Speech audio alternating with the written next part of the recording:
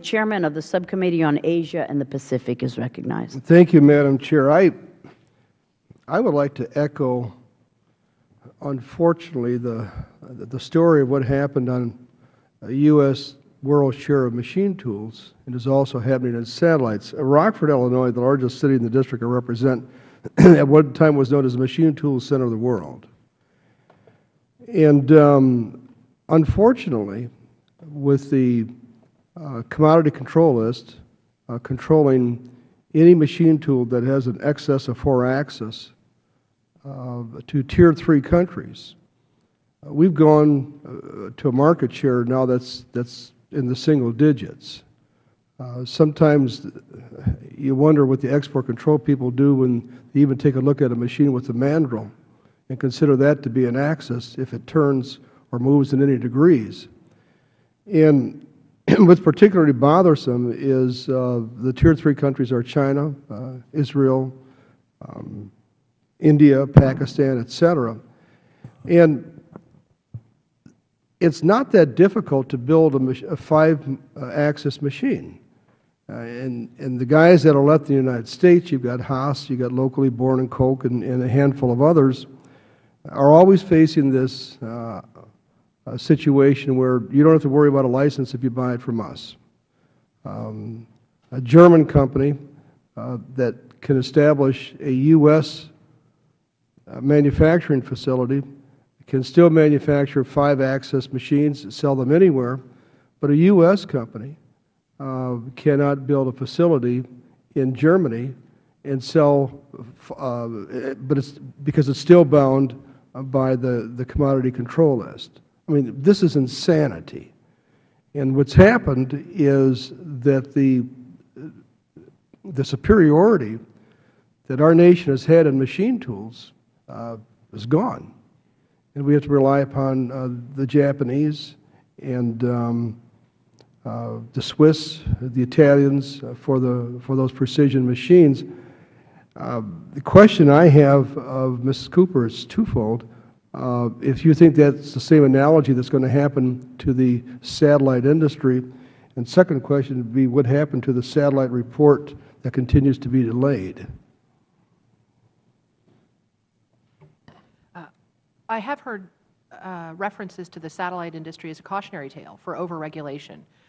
By regulating and requiring regulation that doesn't differentiate between the most sensitive and the most mundane, our industry has been hamstrung significantly in international marketplaces. It has drawn a target on technologies that had been U.S. lead items for our international competitors.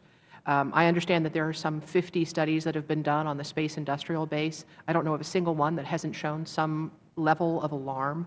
The statistics that the AIA study underscore show lost jobs and lost revenues. The question is, at what point do you consider the harm is self-evident and act to allow differentiation? I am enormously proud of the innovation and investment that U.S. companies bring to the satellite sector, and I believe that their work with the U.S. military, civil space, and intelligence community certainly has allowed them a technological sophistication that their competitors may not enjoy. I would also say that the commercial satellite industry has required quite a lot of innovation in order to be able to bring consumer services and services to enterprises that require sophisticated spacecraft as well. I don't see U.S. companies, the U.S. sector, leaving the global marketplace, but I do see harms if we don't allow them to compete where their items are widely available. It's a similar question to Ms. Blakey. You may recall about 3 years ago, I think I worked for 2 years on 2 sentences on Section 17C of the Export Administration Act.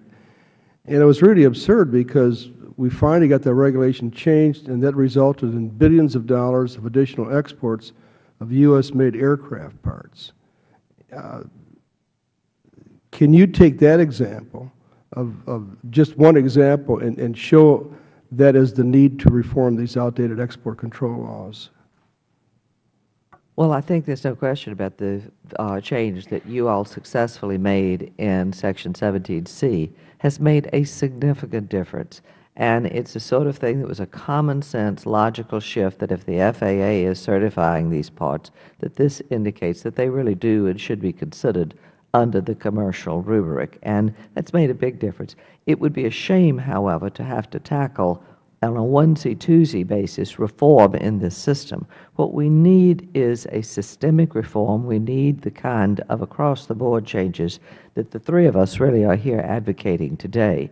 And it is critical from the standpoint of preserving our industrial base and U.S. capabilities.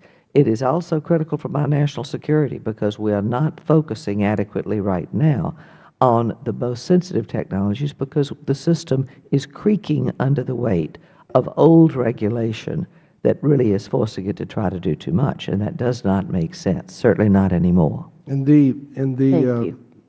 Can I have 10 Go ahead. seconds? Yes. And the bill on which Mr. Berman and I are co-sponsors to return satellite industry back to the United States, that could only occur with a change in the regulations. Is that correct? That is correct. Thank you. Thank you, Mr. Manzullo. Mr.